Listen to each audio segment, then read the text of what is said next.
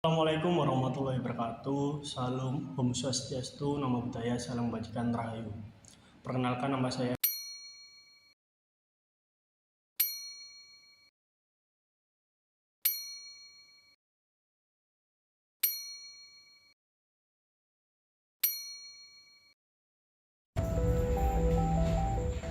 Bayangkan situasi ini, seseorang membawa rumah Anda di tengah malam.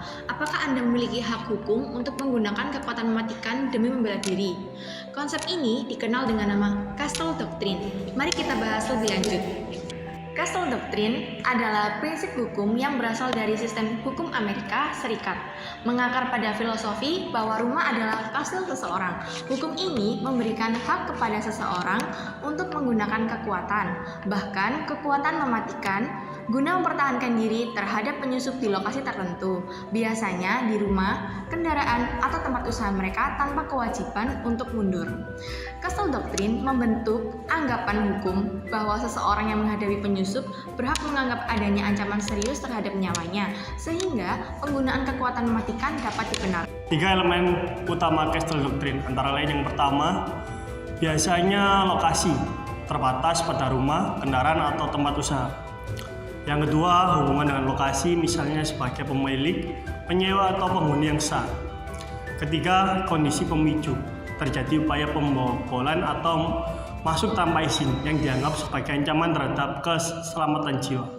Namun perlu diingat, Castle Doctrine bersifat rebuttable presumption atau dianggap yang dapat dipatahkan jika misalnya penyusup melarikan diri, penggunaan kekuatan mematikan menjadi tidak lagi sah. Tidak, Castle Doctrine bukanlah lisensi untuk membunuh. Tujuan utamanya adalah memberikan perlindungan hukum kepada individu yang membela diri di dalam rumahnya sendiri atau properti pribadinya. Namun penting untuk dipahami bahwa penggunaan kekuatan, apalagi kekuatan mematikan, harus tetap proporsional terhadap ancaman yang dihadapi. Castle Doctrine dimaksudkan untuk menghentikan atau menghalau bahaya, bukan untuk memberikan kebebasan mutlak dalam menghilangkan nyawa.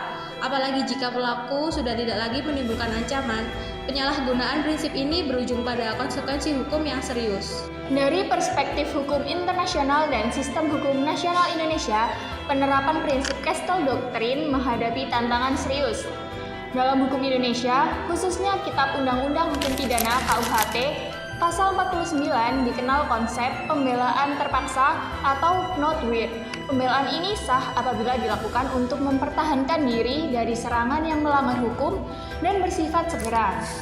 Namun, penggunaan kekuatan terlebih lagi kekuatan mematikan haruslah proporsional terhadap ancaman yang dihadapi. Dengan demikian, penerapan Castle Doctrine secara murni yang membolehkan penggunaan kekuatan mematikan berdasarkan anggapan semata, berpotensi bertentangan dengan prinsip proporsionalitas dan subsidiaritas yang menjadi standar dalam hukum Indonesia maupun dalam prinsip-prinsip hukum internasional tentang hak hidup dan perlindungan hukum.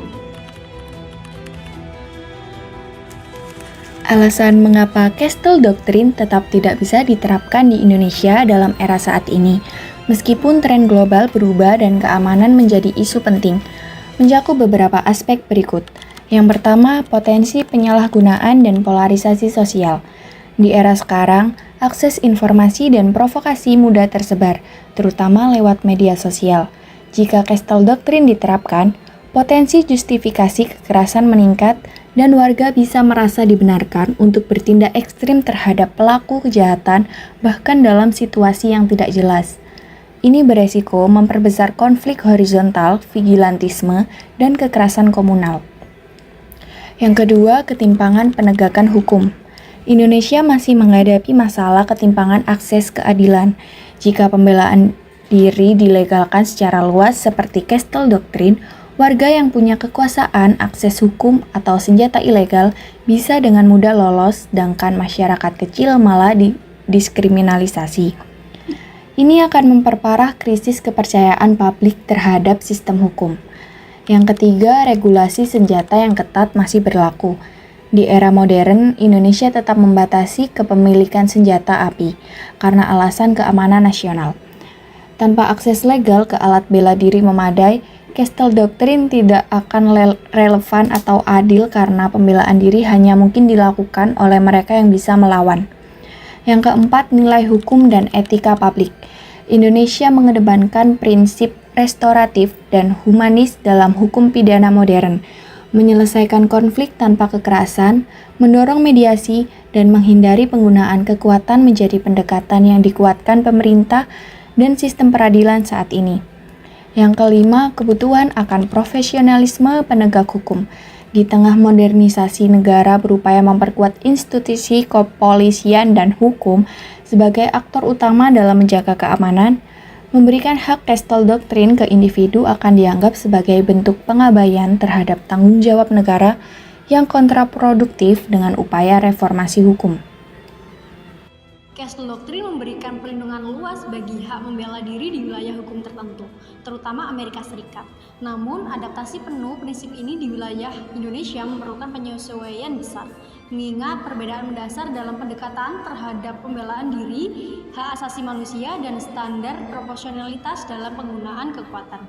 Perlindungan terhadap hak untuk hidup dan penghormatan terhadap hukum tetap menjadi prioritas utama dalam sistem hukum Indonesia. Sekian penjelasan mengenai Castle Doctrine dari kelompok kami. Kurang lebihnya kami memohon maaf yang sebesar-besarnya. Wassalamualaikum warahmatullahi wabarakatuh. Terima kasih.